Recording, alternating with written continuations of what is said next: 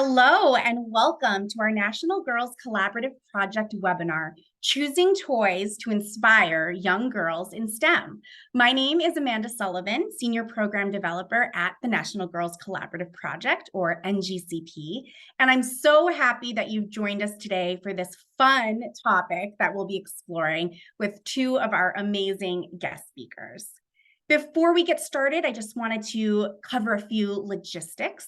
You're welcome to use the chat at any time to introduce yourself, let us know who you are and where you're tuning in from, and to ask questions. We'll have some dedicated Q&A time with our speakers towards the end of our hour together, but ask your questions at any time. We'll keep track of them and we'll ask the speakers your questions. We do ask that you stay muted, but to participate away in the chat. And you'll see myself and my colleague, Nancy Scales-Coddington, in the chat sharing links and resources, as well as our speakers. Auto-generated captions are available if you need them. And if you have any issues, please just ask us in the chat and we'll be happy to help you. In case this is your first time joining us, before I introduce our amazing speakers, I wanted to give you a little bit of background on who we are and what we do here at the National Girls Collaborative Project.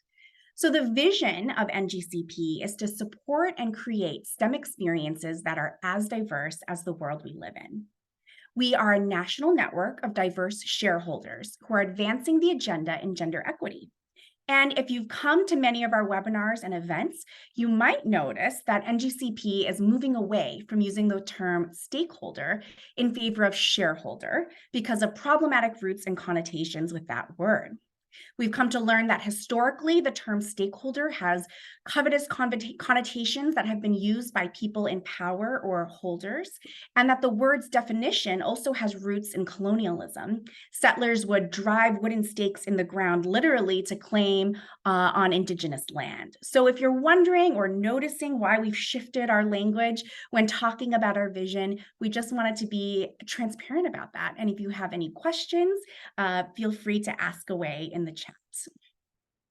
Our three goals are on screen here: to build and sustain a network of advocates to provide equitable and inclusive STEM opportunities, to catalyze equity in STEM from research to practice, and to increase our collective impact by strengthening our organizational effectiveness.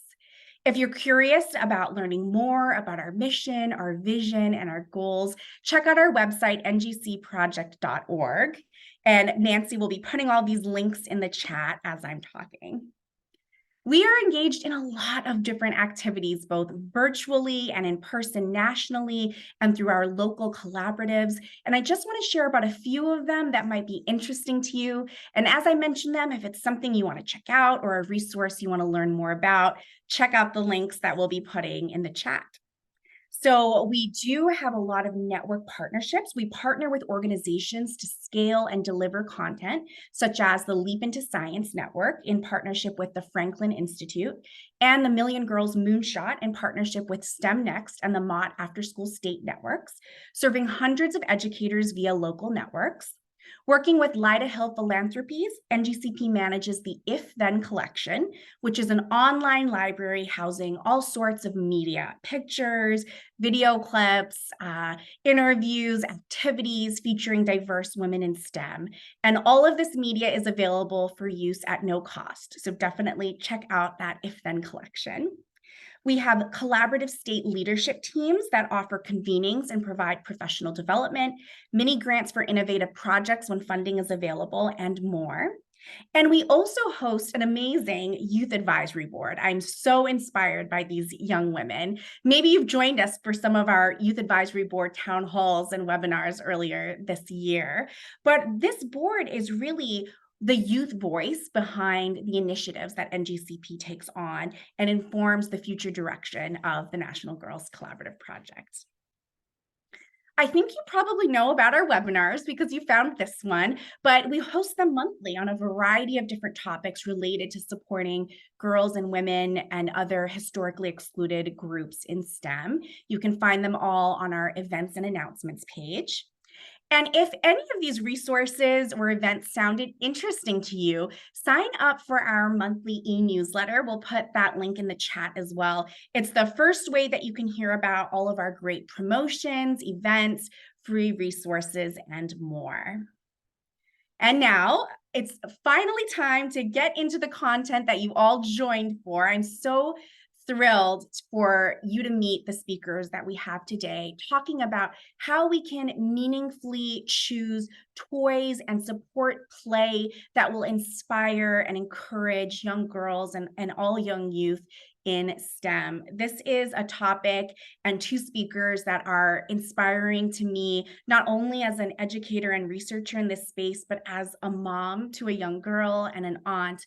I'm just absolutely thrilled by the two speakers that we have here today. Let me just say a few words about each of them, and then I will turn it over to them to share their amazing research and insights with all of us. So first off, we are joined by Dr. Emily Coyle. Dr. Coyle is an associate professor of psychology at St. Martin's University in Lacey, Washington, with affiliations in women's, gender, and ethnic studies and in leadership studies. She holds a PhD in developmental psychology from the Pennsylvania State University. Her research interests are in social cognitive development and its impact on aspiration and achievement, particularly in informal settings like play, and for women and girls in traditionally masculine domains such as STEM. Some of her current research focuses on children's learning in community science settings and the impact of such interactions on science interests and occupational interests. Thank you so much, Dr. Emily Coyle, for being with us today. We're also joined by the ever-inspiring Kristel Bell. Kristel is the founder and CEO of an amazing company that you're all going to be checking out after this called Surprise Powerz. So she created Surprise Powerz because she believes in the power of girls. She understood that to instill confidence and encourage STEM learning from an early age, girls need dolls that look and sound like them. Kristel has created her own line of dolls that we will all learn about today to equip girls with critical skills like curiosity, creativity, and problem solving. Her first products were Astro, Cody, and Vera and Maria, science, tech, engineering, and math-centric dolls made to break barriers, solve problems, and reflect the diversity of girls today. Welcome, Emily and Kristel. I'm so thrilled that you're both here with us.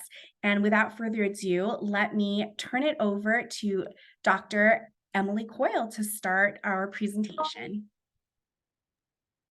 Thank you so much for the introduction. I'm really excited to be here today with you all and to share some of my work in children's early STEM. Let me just pull up my screen sharing here because, of course, the menu moved once the meeting started. All right, there we go. I'm hoping you can all see that now. Okay, great. So that was a wonderful introduction, and I really won't say anything else about myself, other than my research role is directing the Studying Emerging Attitudes and Learning lab. That's my research lab at St. Martin's. Today, my goal is not really to send you out to buy like any particular product for supporting your kids in STEM, as much as it is to help you understand how kids develop in STEM early in life, right? The things that support it. So the sort of what and how. Some other skills that help support long-term STEM success that you may or may not think of as being part of STEM, and then what to look for. So I'm hoping that this will give you the tools to support STEM even more, right, in your own interactions with children.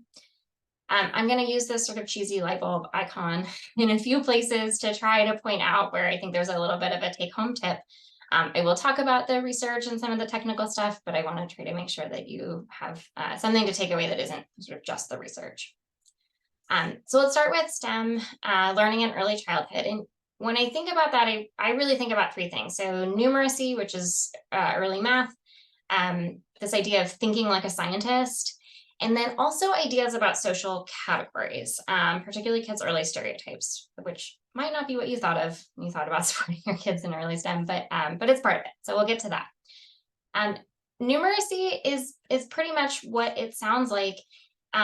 The skills we look for in early childhood especially are around sizes and shapes, patterns, counting, measurement, estimation, so making guesses that are not totally random guesses, and then symbolic representation, which is just a fancy way of saying that kids learn that the written out numerals stand for numbers, which stand for amount or volume or quantity. And there's a lot of good ways to support that with some toys that are out there. One thing I want to point to here just is, like, if you're a family that does TV for your little kids, Sesame Street does this pretty effectively. It's one of the things that Sesame Street was designed to do, and there's good research that shows it supports numeracy in kids' early development. What I want to get into a little bit more deeply is this idea of thinking like a scientist as being sort of a foundational STEM skill. And the reason this is important, right, is because it's sort of rooted in the scientific method and scientific thinking. But it's also important because in a lot of ways, it's the way that kids' brains work, right? It's the way that kids think about the world, especially early in development, where they're trying to make sense of so much that they don't know or haven't seen or have no context for. And so kids are already doing some of this, but you can support it, right, in ways that really develop kids' capacity to think like scientists. There's really 4 steps to this, and on the next slide, we'll get into some specific suggestions about how to support this. But the first is just asking questions. So asking questions about what you see or what your kids think. Making predictions. So what do you think will happen if we do X? Or what do you think will happen next in a story? Observing, so watching things that happen, right? Answering your questions by watching. And then recording observations. And that could be in terms of sort of like graphical representation, but it can also be artistic drawings. We'll get into that in just a minute. But I want to say at the outset, right, good STEM activities target at least one of these principles. So you don't have to do it all. In fact, you can go about your day the way you probably have been and point out some of these things a little bit more, right? There's not a magic toy to go out to buy to do this. There's plenty of toys that will support that, of course, but this is more about how you support what kids are already doing than it is about needing to find new materials. So these opportunities can be really simple. So I think of these as like sort of do anywhere ideas that work well for young kids, but also for older kids. Things like whether different objects sink or float in water or other liquids, right? Water versus oil. Objects on ramps. Kids love objects on ramps. That can be cars on ramps. It can also be things that don't roll down ramps, because that's also part of the observation. And then mixing colors. So if you're kiddo is really into art, like bringing some of that in, that is also making predictions about what happens when you mix colors. So this is a picture of my daughter from when we were dyeing Easter eggs last year, and we were talking about if you put the egg in the orange and then you put it in the green, what is going to happen to the color, right? That is thinking like a scientist sort of framing. So to give just a couple more concrete examples here of how to do this, right? Asking how does something work, or what will happen if, making a prediction, what do you think will happen, and trying to push kids to be specific. My daughter's in a phase right now where she really likes to say, I don't know. I'm like, okay, but what you do, like you do know, you do have a thought about this. She's opinions about everything. So pushing them, right, to make that specific prediction, then actually doing it, watching it. It's helpful if you can vary only one thing at a time, because it helps kids sort of link that cause and effect, and is part of designing rigorous experiments. But that's not the most important thing. And then the last piece of that, right, recording it somehow. So writing, drawing a diagram. My daughter's preschool class does this question of the day every day, where they ask the kids a sort of 2-option question. I think yesterday's was, do you like to ski? My daughter, who does not like skiing, or sorry, doesn't know skiing, says she does not like skiing. Classic 3-year-old answer, but the kids take their names and they put them on one side of the board or the other, and it starts to give a visual representation of the answers to the question, right? It might be, do you like green apples or red apples better? That's what I mean by record. Like, it can be super, super simple for really young kids, and they still get that visualization of what happened. Okay, I want to talk about some examples from my research, and these draw on specific STEM activities, and in this case, a specific STEM toy. So Goldilocks is, at this point, it's a whole line of toys and dolls and books.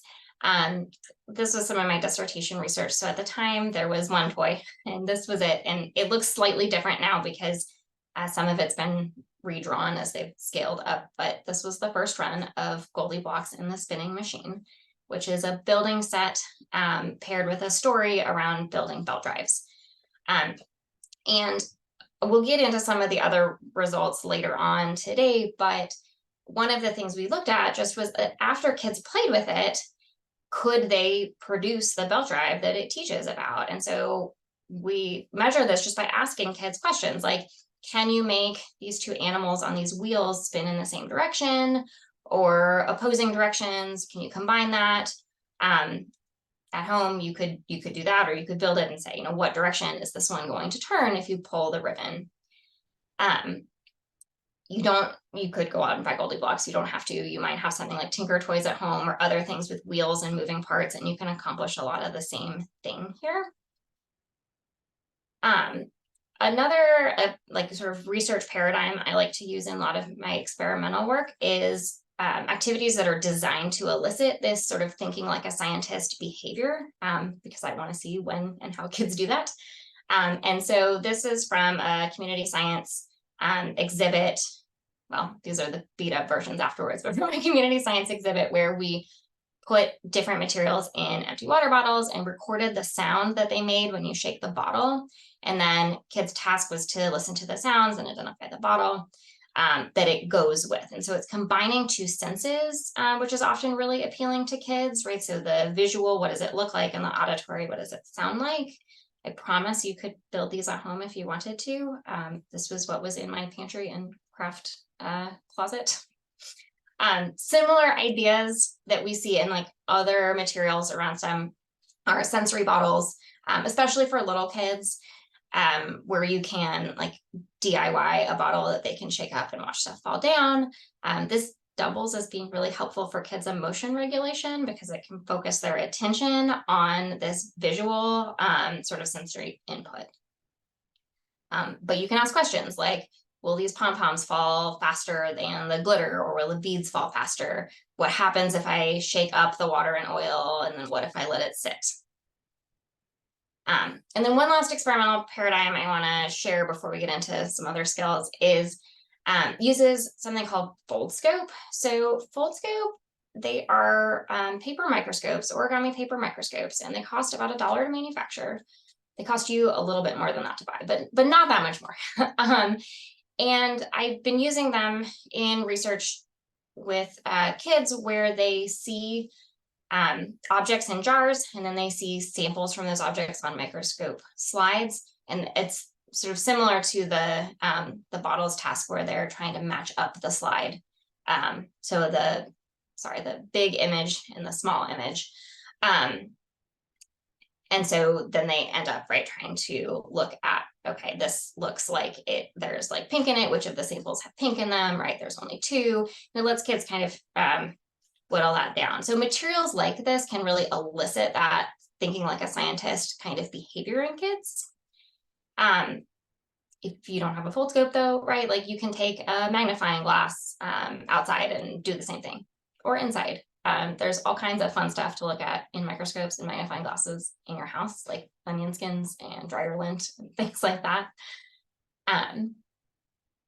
But the other big thing that develops in early STEM learning that maybe doesn't always get enough attention is kids' ideas about social categories.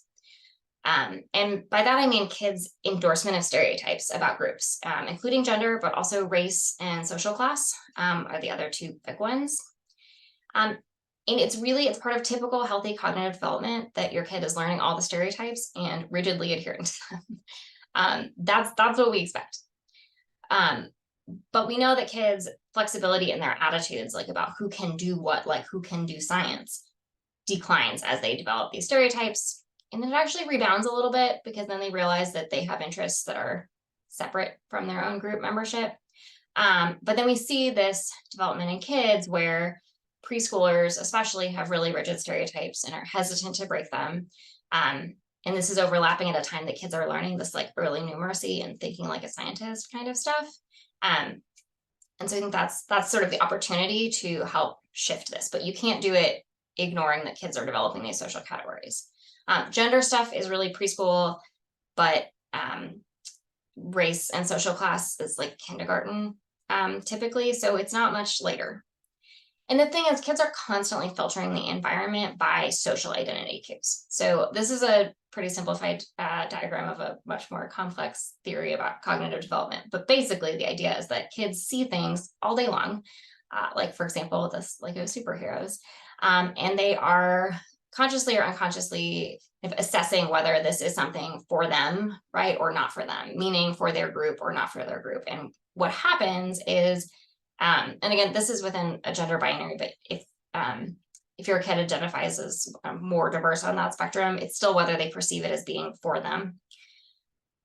That kids will encounter things like that, and then if they feel like they fit with who they are, right? This is marketed to boys, and you think of yourself as a boy, then you're going to use it and learn from it. And Legos teach all kinds of great stuff about spatial skills, right? But if you don't think it's for you, you're going to opt into the things you think that are, right? You're not going to necessarily play with this as much, and then you're not going to get those skills out of it. And the trick with this is that kids' toys are marketed pretty strongly by gender, and they're very different. The kinds of toys that are marketed to boys tend to support early STEM development, and the kinds of toys marketed to girls on the whole don't necessarily. It doesn't make them bad toys. They support all kinds of other things like language development, but maybe not STEM. And so with that sort of highly segregated play and the differences in toys, it's kind of no surprise that kids are reporting stereotype job interests even as early as preschool for gender and kindergarten for race and social class. So with that, like on that scary note, we'll get back to how to solve that in a minute, but I want to add a layer here, which is other things that support success in STEM.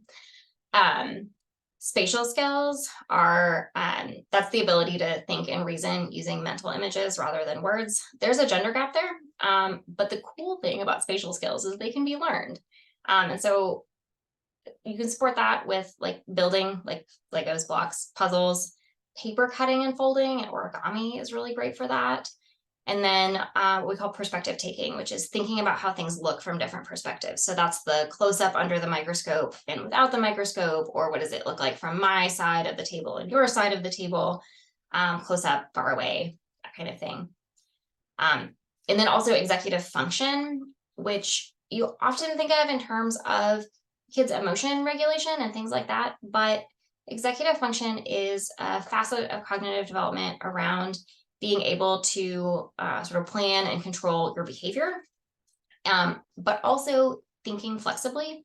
So one thing that's really important in science, right, is if you're trying to solve a problem one way and it's just not working, you have to try solving that problem differently, right?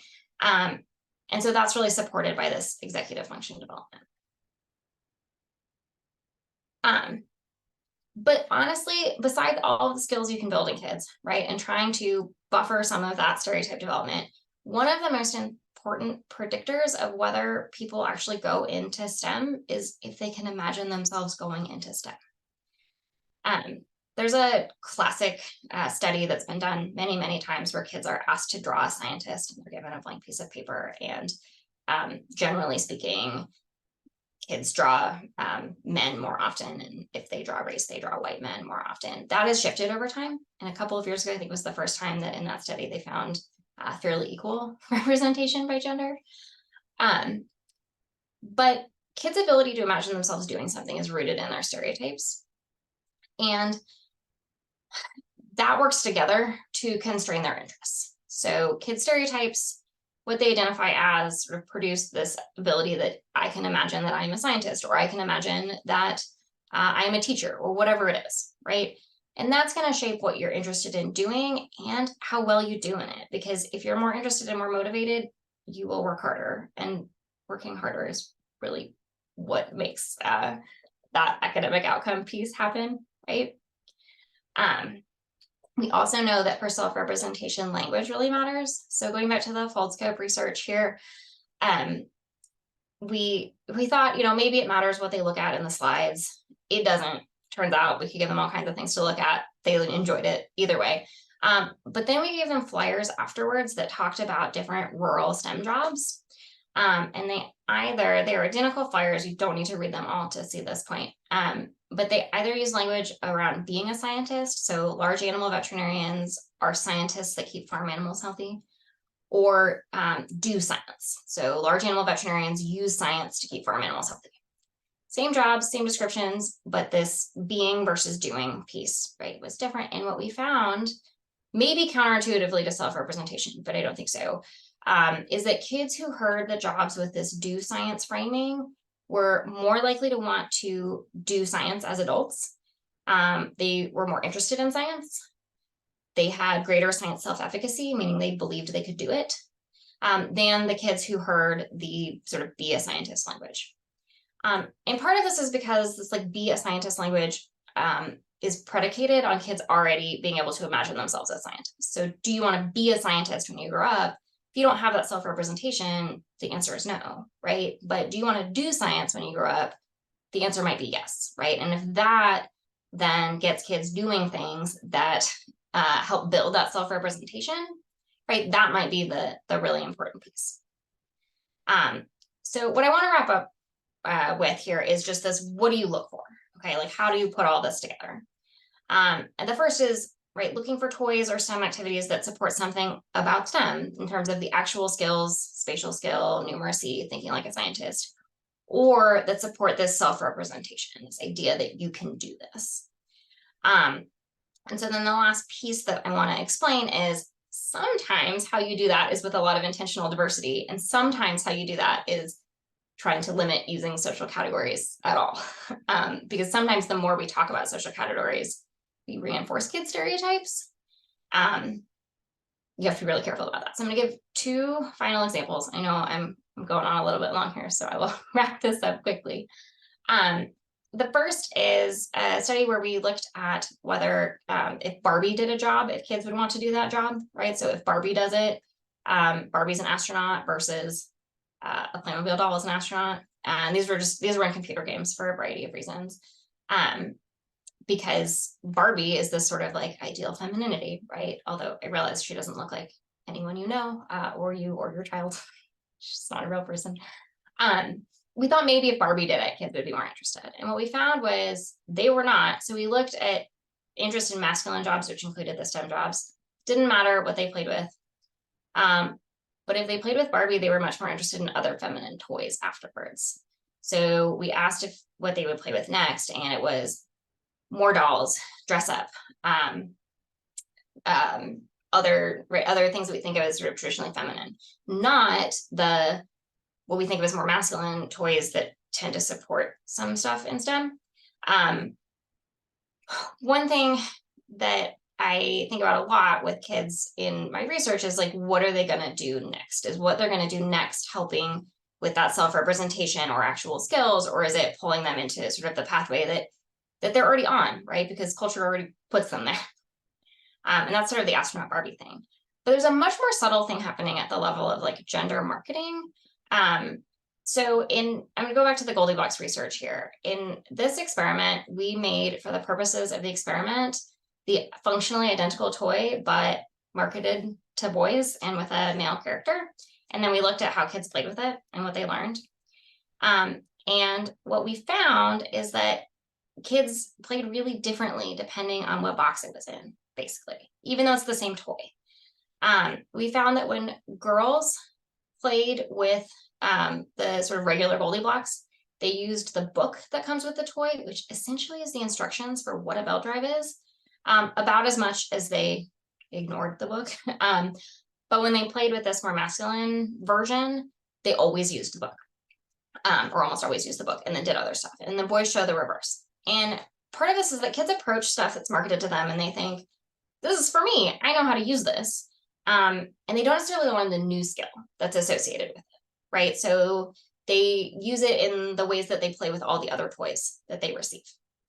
And what this means is that although all the kids learned about belt drives, like they learned something that was successful, girls actually learned more when they played with the more masculine toy, and boys actually learned more when they played with the more feminine toy. And mostly that's because they're actually following the directions. I don't think that the solution here is to give kids heavily marketed toys for, a gender other than what they identify with, because unless they're, in my laboratory where it's the only toy they can play with, they just may not play with it. But giving kids lots of options, avoiding sort of social group based marketing as much as you can, right? Or showing kids what they missed. Like, hey, did you see that in this story, they're building this belt drive? Like, let's do that together. Okay, and then I promise this is the very last slide, is around countering kids' stereotypes. So you can set up all the most advantageous STEM opportunities for your kid that you want, and you can give them all this diversity and or avoid all of the sort of social categorization that comes in children's toys, and they're going to learn them anyway, because that's how their brains work. That's what their brains are supposed to do. And so my sort of final piece of advice here is around trying not to reproduce stereotypes, even subtly, like being more enthusiastic with your male identifying child than female identifying child when you play with Legos. Research shows dads especially spend more time playing like masculine kinds of play, like Legos, with sons than with daughters. And that stuff, it's really subtle. Parents don't even realize they're doing it, right? But if you think about it, you may realize. Keeping language more gender neutral, so firefighter instead of fireman, right, in stories. I literally will take a pen to my children's books. The librarians in the audience are probably cringing, but I will take a pen to them and rewrite the language more neutrally so that I know that I say it right. And then we have a conversation about it. You don't have to do that, but also you could. Intentionally offering really diverse examples in kids play and kids media. There's so much that's stereotype consistent out there. You have to find the stuff that's not. And then countering what they say every time.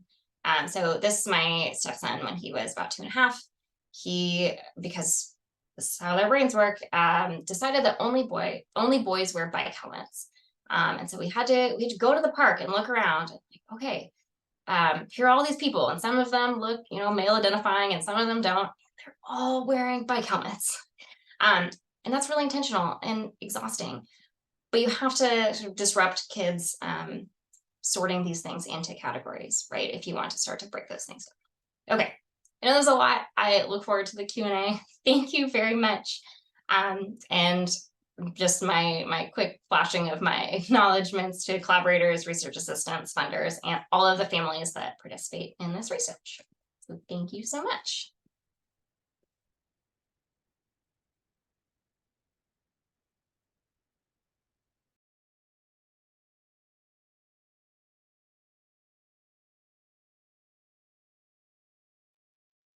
All right. Hi, everyone. My name is Kristel Bell, and I'm the founder and CEO of Surprise Powerz. Just want to make sure everyone can hear me. Can you give me a thumbs up? Perfect. Okay, so today I wanted to talk with you all about unleashing creativity and learning through Surprise Powerz dolls. I want to talk to you about empowering your little girls in STEM, and I'm going to start off by kind of telling you my story. So I was inspired to love STEM from my mom, who had an early career in computer science. And as a young child, my mom inspired myself and my 5 siblings to heavily get involved in science fairs and engineering programs and coding classes. And if it had to do with STEM, we were basically involved in it. So, I grew up in this space. But as I got older as an adult, walking down the girls' toy aisle, I noticed that there was, girls were limited to princesses and traditional kind of play mommy baby dolls and fashion dolls. And then you walk over to the boys' toy aisle and you'll see, robots and building blocks and video games and other science, tech, engineering, and math-based toys. And I'm like, the toy space is kind of has an issue and we need to bridge this gap. So I created Surprise Powerz dolls. So me see. So let's just think back for a second to when we were children. Like, what was your favorite toy? So I know for me, it was dolls. I loved playing with the dolls. The options that I had were, like the baby dolls and the fashion dolls, but I love playing with dolls. Those toys that we played with did have an impact on us, and it still has an impact on kids today. When we think about when we were younger, what we saw in our classrooms, that also has an impact. I think about, growing up as a young child, and even just, as I got older, the STEM leaders that I saw in my classrooms were, mainly Einstein. You always see Einstein in the books, but, Einstein doesn't look like me. But thankfully I had, my mom who actually was an example for me. But, my goal with Surprise Powerz is to basically provide our girls with more role models starting at an early age. So there are a lot of different influences, that impact our children today. Some of them impacted, us as kids. And now there are some that are impacting our kids even more, especially in the media space. So basically anything that kids, are engaged in or surrounded by, they are learning from it. So I think that active parenting and that guidance that we can provide as much as possible with being intentional is extremely important. And basically, if we don't guide our daughters' beliefs about themselves, then someone or something else will. So we just need to be very cognizant about, what they're engaging in, and then just kind of jumping in and supporting where we can, and just also just being conscious of the fact that they can be influenced by, everything that surrounds them. They're learning with the spatial awareness, and, it could go kind of either way. So it's just good that we guide. So let's talk about Surprise Powerz dolls. So Surprise Powerz dolls are here to help. Surprise Powerz dolls are here to support girls' educational exploration and their STEM learning. I would categorize the dolls in 3 areas: teacher, positive role model, and a friend. And we can kind of go into some of the features. So there are 4 dolls. There's Astra the astronaut, Vera the vet, Cody the coder, and Maria the math magician. And all of the dolls are here to represent girls from diverse backgrounds in STEM careers, starting at an early age. So we know that 90% of a child's adult brain develops by age 5. It's important that we engage them, before they turn 5, but really just kind of showing them these role models and showing them that they're capable. And so these different professions are, diverse. Each doll speaks over 75 phrases. When we talk about diversity, sometimes it's always about, like the skin tone, but I wanted to do something that was different. Like, hearing my mom's voice makes a difference too. And so, what I ended up doing was I created dolls that have diverse voices. So the Black dolls all speak with real Black girls' voices. And their unique voices. So not the same Black girl for each of the Black dolls. The white doll speaks with a real white girl's voice. And then the Latina doll speaks with a real Latina girl's voice. And I think it's also good because when we think about, as kids are building up their communication skills, sometimes when they're hearing words with the robot sounds, it might cause them to say words in a wrong way. Or if, your child is trying to learn Spanish or try to identify with the Spanish language more, you want to make sure that the voice that comes through is saying the words correctly. So here's just another slide, just highlighting Astra the astronaut. Again, the dolls are intended to help girls to break barriers, solve problems, have fun doing it. Like Emily said, there are certain products that are heavily marketed towards girls versus boys. And from my side, just knowing that dolls are so heavily marketed towards girls, for me, it's not a matter of necessarily taking away the product, but it's just a matter of reshaping it so that girls can imagine themselves in these spaces. So again, all the dolls speak over 75 plus unique phrases. It's a good introduction to STEM, educational toys, soft, cuddly plush for the little ones, and then a great friend for home and on the go. I would like to share some of the voices. I tried to do this as a test yesterday, and because of the computer, it's not gonna come through, but I have a different way. But basically, here's the doll's hand. And when you press the hand, every time you press it, she'll say a new phrase. So let me just give me 1 second. Can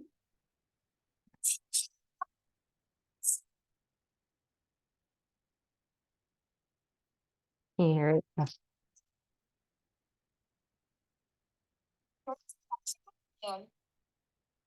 Are you able to hear it? Let me just double check and make sure. Amanda, were you able to hear it?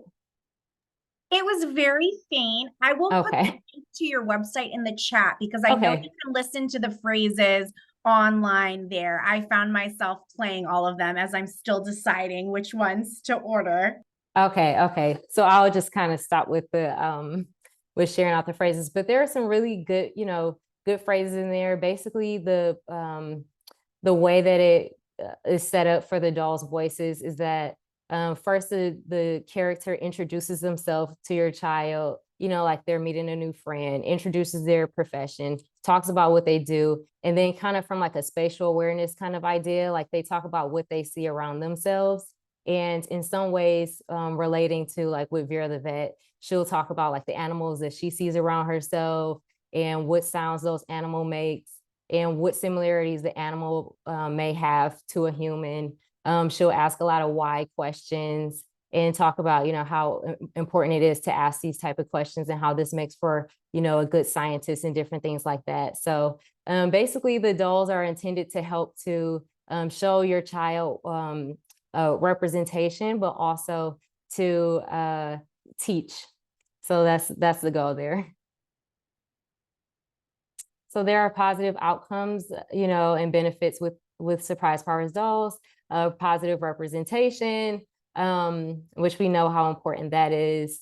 And then increasing STEM vocabulary. So just learning new words, just building up their understanding and building out sentences, and then being able to pretend play in STEM careers. A lot of times we'll see girls pretend play as princesses or different things like that. And this is the opportunity for them to pretend play, within a career that they could actually grow up to be. I know it would be nice to be a princess, but it's kind of rare. And then encouraging critical thinking and creativity. So like, for example, our Maria the Math Magician doll, which I know you're not going to be able to hear her, but she talks about like, let's go on a scavenger hunt. How many blue things can you find around the house? How many red things do you see? Just different things to kind of make math feel a little more fun. Like, let's plan a birthday party. All the kids love birthday parties. So, just incorporating counting into some of the activities that she's talking about with the phrases that she speaks about. So here are some testimonials.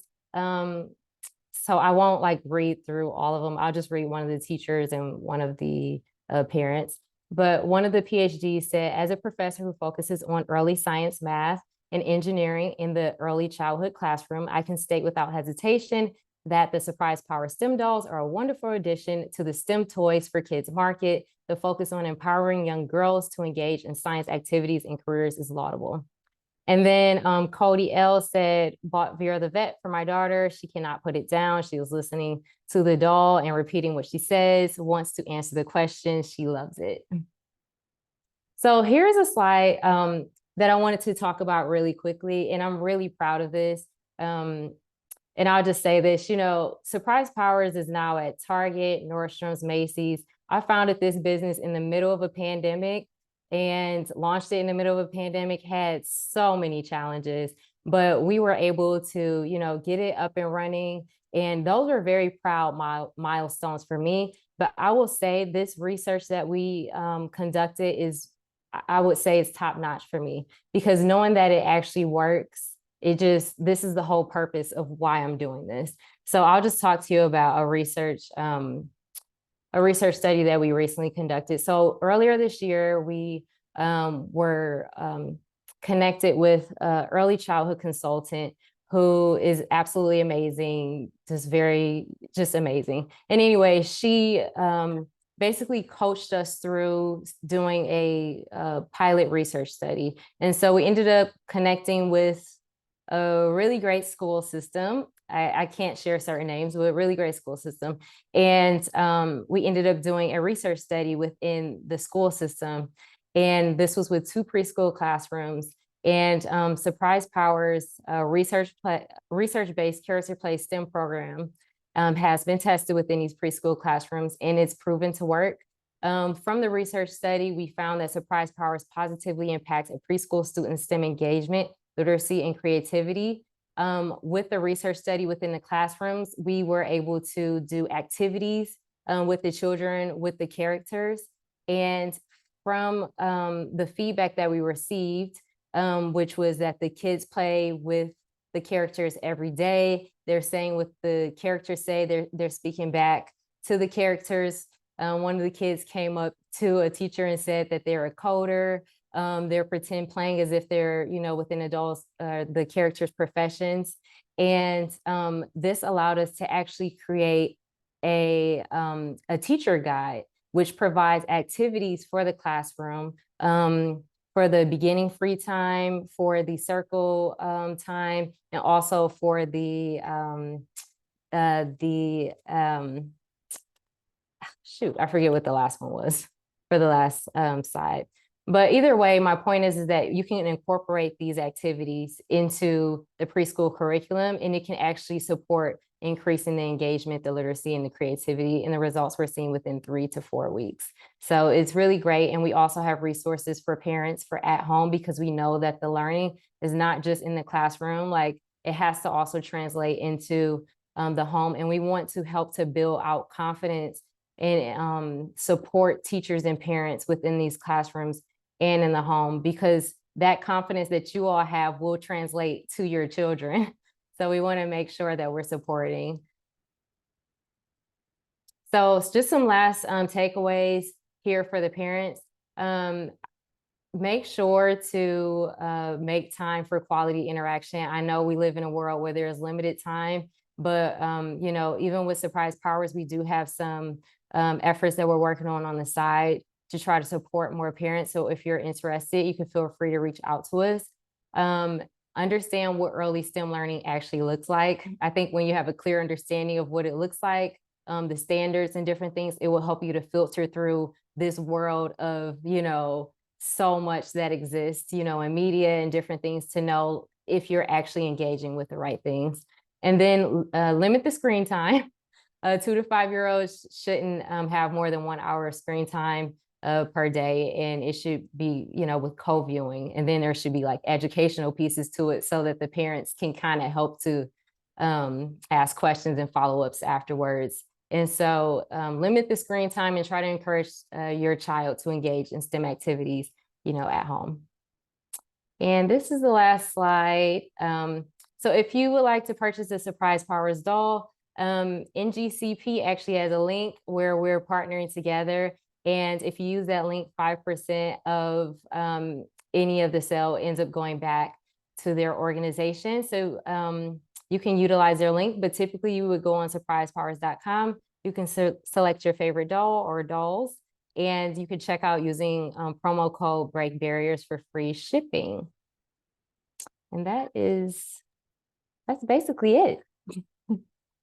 Thank you so much, Kristel. Nancy will pop that link in the chat. We're so thrilled and honored to be partnering with you. So if anyone is thinking about the doll lovers in their life, like Kristel mentioned, please use that link that we will pop in, so that 5% of the profits will be a donation to NGCP to just further this joint mission that we both have to inspire girls and young women in STEM.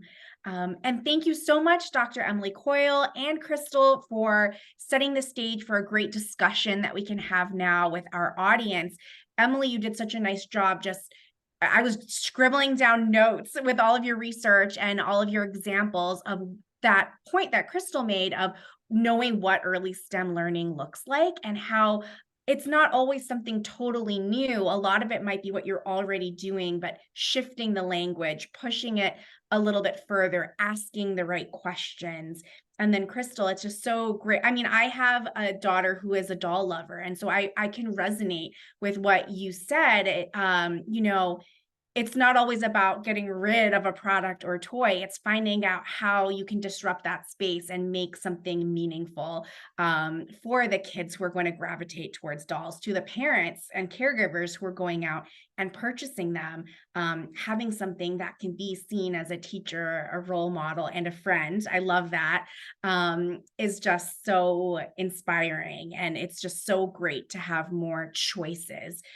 Because like you mentioned, Emily, there really weren't very many choices in this space, even just 5 to 10 years back. And it's exciting to see more things happening.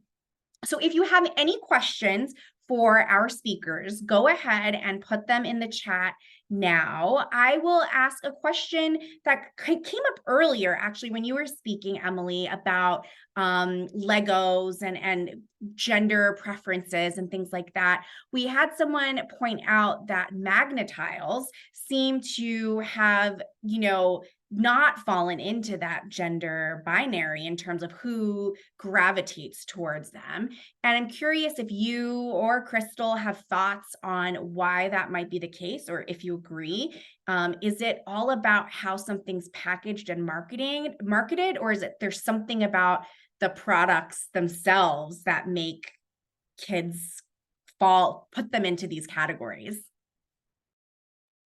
That's a really great question. So, I mean, it ends up being kind of both, right? But marketing's pretty powerful in shaping not just what kids think, but also what you buy, right? If you're walking down the aisle at Target, what you pick up is often based on that marketing piece. So the marketing piece really matters. We just know that it works in these sort of more nuanced ways for kids, where it might end up reinforcing stereotypes rather than opening up other pieces.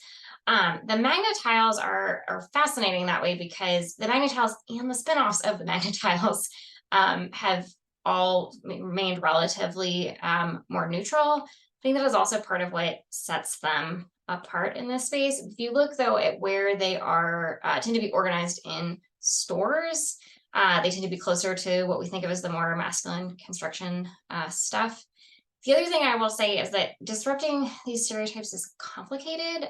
When I ask kids and families about more neutrally marketed toys, there's a lot of overlap for kids in what they think of as masculine and what they think of as neutral. So things that are neutral get put in that more masculine category. So it may not be that different initially, but we know is that if we ask kids what toys they're interested in playing with, they'll put the more sort of gender type stuff first, and then the neutral stuff second. And so that may be your entry point for kids, but that's not the end of the work, I guess. Thank you. And you brought up a really interesting point here, which is that it's sometimes just where a toy is organized or placed changes how you view it and who will purchase it and who will pick it up. I had a really interesting moment in a local Target recently where I was looking, I found the aisle that had all the Legos, and I was like, this is really interesting. They don't have any of the Lego Friends lines. Target doesn't carry those. That can't be. And then what I found is where they had organized them was actually in the doll aisle, like a parallel from like the baby dolls and the Barbies. And I'm still thinking about that because I thought that was an interesting choice. I don't know whether positive or negative yet, but I thought that just got me, thinking about it. I'm curious, Kristel, where do you see your dolls? Do you picture them on shelves in like the doll and toy aisle, in the sections that have STEM-oriented kits and products, in both places, kind of transcending that line? What's your vision for where they sit in this space? Yeah, that's a good question. Currently, where they're sitting is within the dolls section. And, with the different retailers, I think because it's kind of a different type of a concept, they have also gone back and forth on where to place it. I kind of feel like dolls typically aren't that educational. So when it's placed in a doll section, it feels like it might not do it is, justice. But then at the same time, you know, with it, I can see the complication with like just like the STEM section a little bit, because a lot of times it is more of like Legos and more blocks type of things. So yeah, so we're kind of figuring things out. Yeah. And sometimes like how the kids end up using it determines that, like maybe in the future you'll see where it sits, and just really exciting to hear that you have resources for how this can even be used in more of like a classroom, formal or informal learning setting in preschools, because I don't think that we often think about dolls in that way. There's usually a center and imaginative play and creative play in that doll play is encouraged in preschool, but I personally haven't often seen resources around actually facilitating something with them. So that's really, do you see these dolls being used more in formal education or after school informal education as well? Yeah, I do. And I think that I think one reason why I was very serious about trying to get it into preschools is because, you know, a lot of times when we think about like programming, it's more of the older kids. Like it's like Girls Who Code, Black Girls Code, you know, like more like older kind of kids. And if you get to, I think that if you get to folks too late, like around like 7 or 8, they may have already built out a lot of what they believe. And so it's so important to get to them a little younger. But the younger ones, 2 to 5, you know, they're kind of limited to where they can go. Like it's not like they're gonna be like, hey mom, I'm going here after school. You know what I mean? So it's like, okay, we have to actually make some adjustments within the classrooms. And what I've also found is that within the preschool classrooms, I know that STEM is such a talked about topic. You know, it's one of the most important talked about topics in education today. It's always talked about, but I don't think that, you know, all the educators or the parents who are maybe hearing about it always have the confidence to actually instill it into their children. So we do need to create more resources. And sometimes I think that we need to create resources that are can easily be adapted, that are seamless, and also still check off the boxes for the benchmarks and the standards for, you know, early childhood learning. So there were so many different pieces that went into that, and it's something that I'm really proud of. And I think it's super accessible and fun for the kids. Yeah, absolutely. I think also a lot of time STEM just seems so complicated because it can be. But then when we're talking about young children, parents and educators just literally don't know where to begin, what to say about coding and engineering and some of these topics if you don't know how to code, or you're not an engineer or computer scientist yourself. So I really love the idea of creating not only the resources, but even just the dolls themselves, because the adults will hear these phrases and they'll, you know, get ideas for how they can point out things like the scavenger hunt and the action-based sentences that the dolls say as well. And people in the chat are agreeing, totally agree, Kristel. And people earlier were sharing some other products and shows and things that they know of. Doc McStuffins, Gracie doll. I'm curious if either of you, besides Surprise Powerz, which we know that we all want to go out and support NGCP and Surprise Powerz, besides these, are there any other shows, dolls, products, STEM toys that you each would recommend for young children that helps to inspire some of these skills that you each have mentioned? I know you did show a few, Emily, but is there like one other thing you would suggest to our audience in the last couple minutes? Sure. I mean, I think a lot of it depends on where you can kind of capture your kids' attention, right? Like the thing that they really want to do. So our house, my daughter is really into the Love Every Brand Blocks set, which is an investment, but it was an investment for our first Christmas, and we still use it all the time. And she just loves that, and we get a lot of the same spatial play from that we might get from other toys that she's just not as interested in. Like the Magna-Tiles really haven't like clicked for her yet. So a lot of it is about finding what's going to support those skills that your kid is into. I also basically never give my kids toys in the boxes that they came in because it's the marketing piece there as well. So like there's like options, right, to frame some of that. There's a lot of cool stuff out there. A lot of it is how you use it and how you talk to kids about it. Yeah, I actually, so no, I don't recommend any other toys outside of Surprise Power. I'm just kidding. But no, so something that I think is really good is just to think beyond toys. Like there are so many things in your house and in your classroom. I mean, basically, when it comes down to little kids, it's all about their imaginations anyway. And so we're trying to build out their imaginations. So there are a lot of things if we're just being creative, and that's what I just want to encourage more of is, just utilizing some things in the house. Some of the experiments that we did or activities with the preschool classrooms, it really wasn't like we had to just go out and get all this stuff. Like if we want them to build a spaceship, or a rocket ship or whatever, it teaches how they would get the astronauts to fly. Like, it may not be the typical things that we would think about, but they know in their mind, they have an idea of how this could work, and them being able to tell us the story and, just all of that. So yeah, I don't think that we necessarily always need to use toys. Yeah, that was obviously a trick question for you, Kristel. No other toys being suggested or endorsed, but maybe the cardboard boxes they come in. Those are sometimes, my kids' favorite toys. I love the picture book, Not a Box. If you haven't read it, check it out for all your cardboard Imagineers. That's a word I'll make up. And products around the house, like Emily, you showed the things you can do with just like water bottles and filling them up with different materials. I think that's so great that you both mentioned that it's not always about toys, it's the experiences and the play that they're engaging in.